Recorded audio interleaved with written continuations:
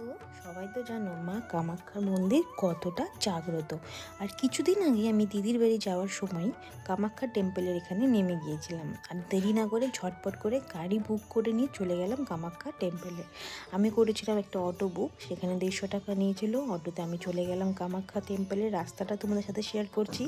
আর এটা পার্ট 2 খুব তাড়াতাড়ি আসতে চলেছে, তোমরা কিন্তু পার্ট 2টা অবশ্যই দেখো।